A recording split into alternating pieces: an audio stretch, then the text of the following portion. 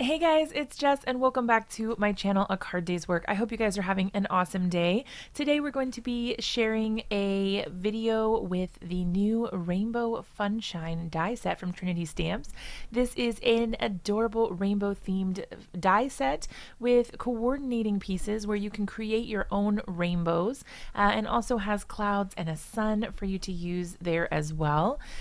This is a sort of a hop where the Trinity video team is actually creating projects to help inspire you, things that you can do with this die set. So if you're interested in picking this up, you're probably wondering how you can get it. This is actually going to be available only as a gift with purchase during the Trinity Stamps Black Friday sale, which is going to be from November 26th, 2020 to November 30th, 2020.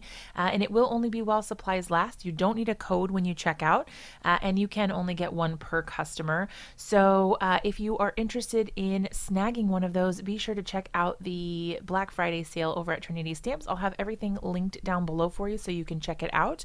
But yeah, if you want inspiration on how to use this amazing die set, just pop along and click the link in the description below. After my video is over, it'll take you to the next video in the playlist, and you can always see all of those videos by going to the Trinity channel here on YouTube and clicking on their playlist for Rainbow Funshine.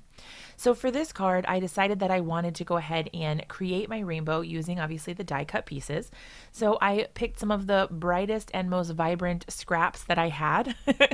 I wanted it to be really loud and really colorful, and originally I had planned to put this on a ink blended background with this adorable stencil, which is also from Trinity.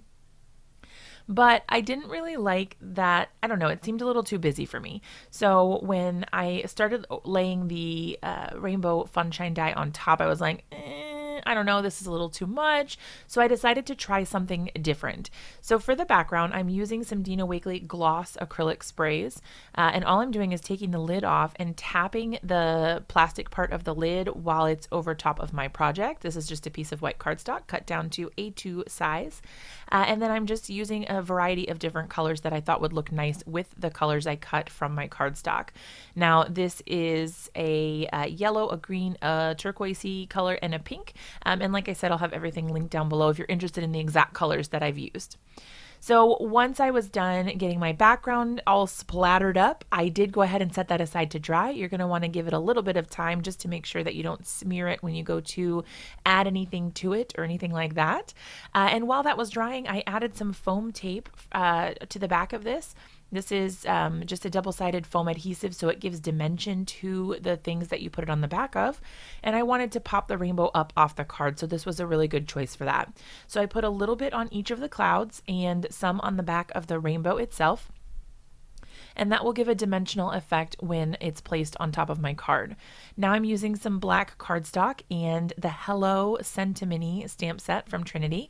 I'm stamping that with some white, with some embossing ink, and pouring on some white embossing powder. Now you do want to be sure to treat your surface with an anti-static powder just to make sure that the embossing powder only sticks to the place where you stamp your image or sentiment. And then I went ahead and trimmed or cut out the pieces here. I was going to use a paper trimmer, but it was so small that I decided my scissors would be okay. I did go ahead and fussy cut around the hello. This is one of my favorite things to do for scripty sentiments. After it was heat embossed, I went ahead and just used that sharp pair of scissors you see here to cut around the outside. Now you'll see that I'm not really moving my scissors, I'm just moving the paper. And this is a good way to get nice and smooth cuts rather than really angular or choppy cuts around the outside.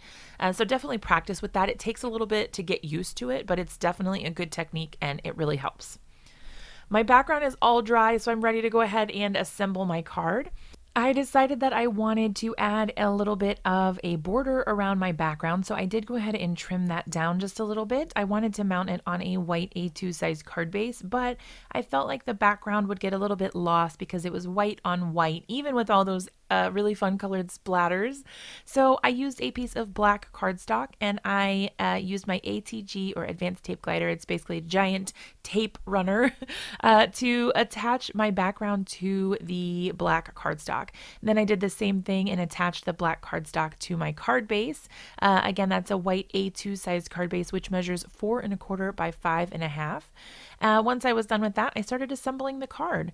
So I used the foam tape, which I had already put on the back of my rainbow and my clouds.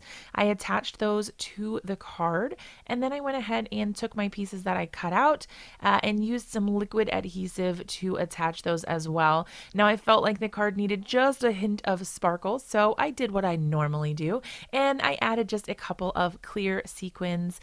These ones are from Trinity as well, and I'll have them linked for you down below. That finished off the card, you guys. I hope you love it. I absolutely love the way that it turned out. It's just so bright and colorful and fun. If you guys like this video, be sure to give it a thumbs up. Subscribe to my channel for more videos like this. Don't forget to hop along and check out all the other videos, and I'll see you in another one really soon.